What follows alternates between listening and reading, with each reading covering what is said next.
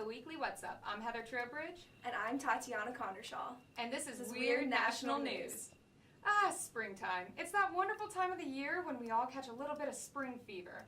Along with this, many people also celebrate the Easter holiday. And while many people have a love of chocolate eggs and the Easter Bunny, an Ohio woman may have taken things a little too far. Assistant Chief of Police Keith Porch said that they received an unusual report of an intoxicated woman doing lewd things to the Easter Bunny at a carousel park in Mansfield, Ohio on Saturday, March 31st. 54-year-old LaDonna Huguet was arrested after trying to make out with the Easter Bunny and sitting in a lewd position, according to a police report by the Mansfield Police.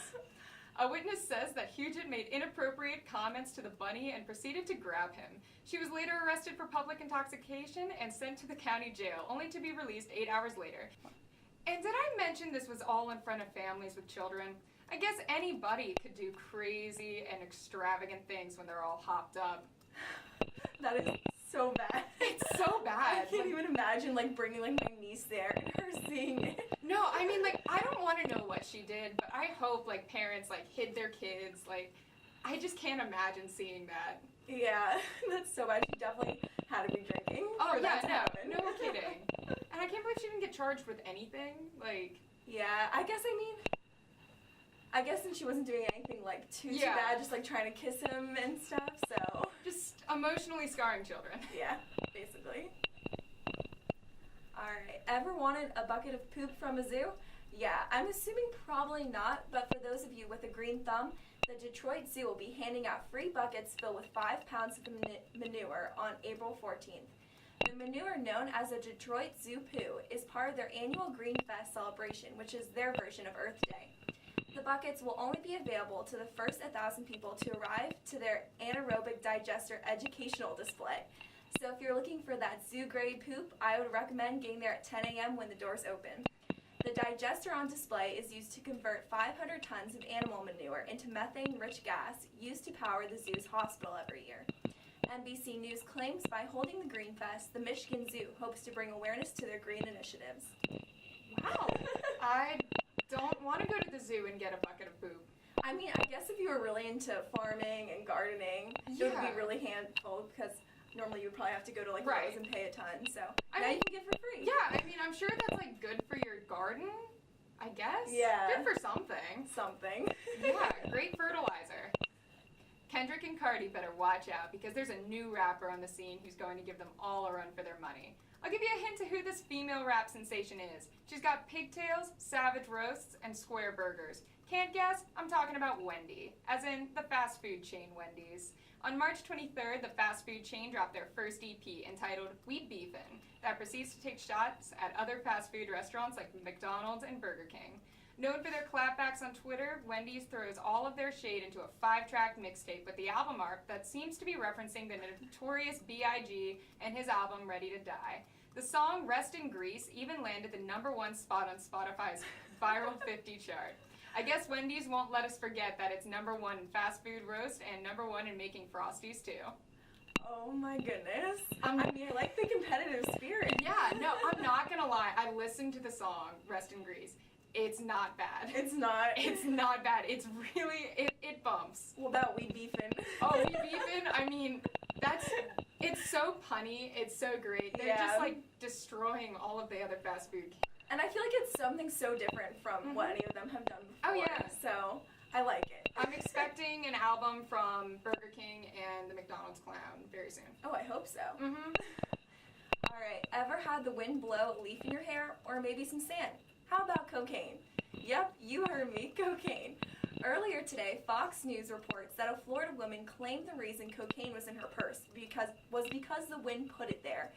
The 26-year-old woman by the name Kenesha Posey was questioned by police after she was pulled over for swerving. Police in Fort Pierce, Florida claim an officer had smelled marijuana when he pulled over the vehicle.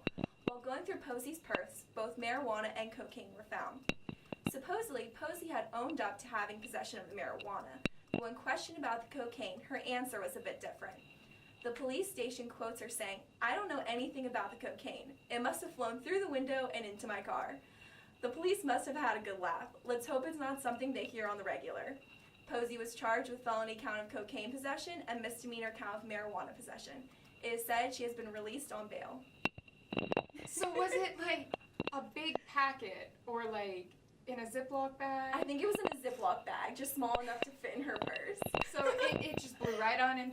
Oh my god. I mean, at least she knew the severity of the charges. Yeah. So I think she knew that she could get off a little bit on marijuana, but she's like, oh no, Oh no, that's not mine. That's not mine. Just blew in.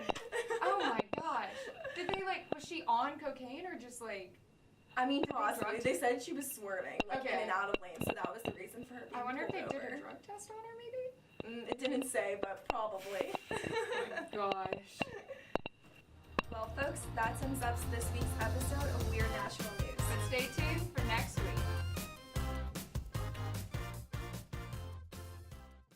Welcome back to the Weekly What's Up. I'm Mary Desmond. And I'm Rachel Schneider. And this is Get Get Woke Woke Weekly.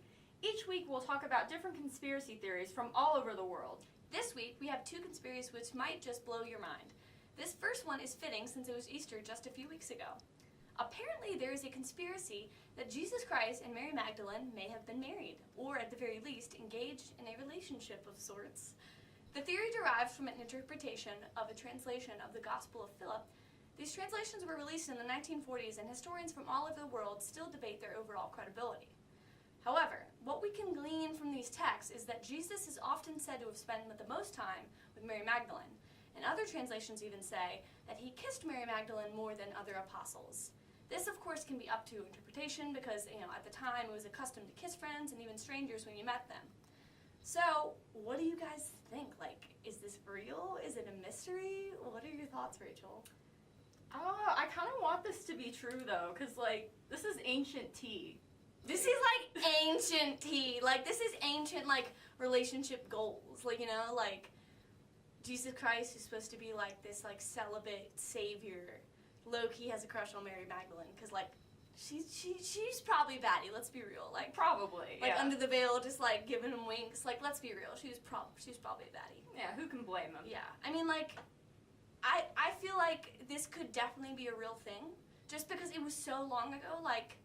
You just don't know. You don't know the facts. Yeah, it's just an old rumor. I guess we'll never know. You could even go so far as to say maybe Judas was jealous that Jesus was with Mary Magdalene because maybe he had a crush on her. I don't know. This is probably getting a little out of control, Man. but that's what conspiracy theories are all about, right? Or Yeah. piecing together, You gotta sipping speculate. tea. Sipping tea. That's really good. Ancient tea. Well, our second conspiracy theory involves a strange voicemail and Twitter. Guys, you're going to want to pay attention to this one. On March 13th, an ordinary Twitter user named Ty tweeted a recording of a voicemail from an unknown number featuring a robotic voice and some sort of code, and asked followers to translate the message. The translated message told him to evacuate and to be cautious because they aren't human, and contained a series of numbers which appear to be coordinates. When plugged into Google Maps, they fall close to where Malaysian Airlines flight MH370 vanished from radar, so some are speculating that the plane had an alien encounter before it disappeared. This is deep. Ty also received numerous DMs from randos in other languages, including one in Morse code that said, "End the post you just shared about the recording on your phone," and another that alludes to April 18th. So what does this all mean? Who is they? Will our lives be changed on April 18th? What do you think, Mary? No, oh man, I remember I saw this on Twitter, and it was read the thread, and of course I'm always here to read a good Twitter thread. Oh yeah. I read the entire thing, and by the end of it, I was just it just all pieced together so well. And of course, there were the people in the comments who were like, "This is fake, y'all suck, this is Twitter, get a life." I'm like, listen, if I want to believe this, I can believe this. And if I want to believe in aliens, that they scooped up the Malaysian airplane, I want to believe that. That's incredible. The ocean, especially the Pacific Ocean, that stuff is crazy. Amelia Earhart, I think there were some aliens involved in that. Let's not downplay the fact that she literally just disappeared. The first woman to fly an aircraft just disappeared. That's amazing. Obviously, not that she disappeared, but aliens. And everything just pieces together so well. We may just witness an alien invasion in just a week. How crazy is that? I'm so excited. That's nuts. I mean, there's so much out there that we don't know I think- about. Like, right. it's totally possible. I think just the unknown itself, like we just don't know anything really about like any other like species. Yeah. This could be real. But honestly, I believe any conspiracy theory you tell me. So maybe I'm not the most credible anchor for this show, but like I want to believe. I'm obsessed with X Files, and he's all about Oh, yeah. like believing everything. Definitely not the skeptic of the group here. Yeah. I'd say once I started watching the X-Files, I started to question a lot of things. Yeah, you have to. Truth is out there. You've got it. The truth is totally out there. That sums up this week's Get Woke Weekly, folks. But stay tuned for more Weekly What's Up next week. I'm Mary Desmond. And I'm Rachel Schneider. Thanks for watching.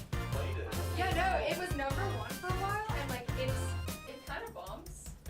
But stay tuned for more Weekly What's Up next week. Rachel Schneider.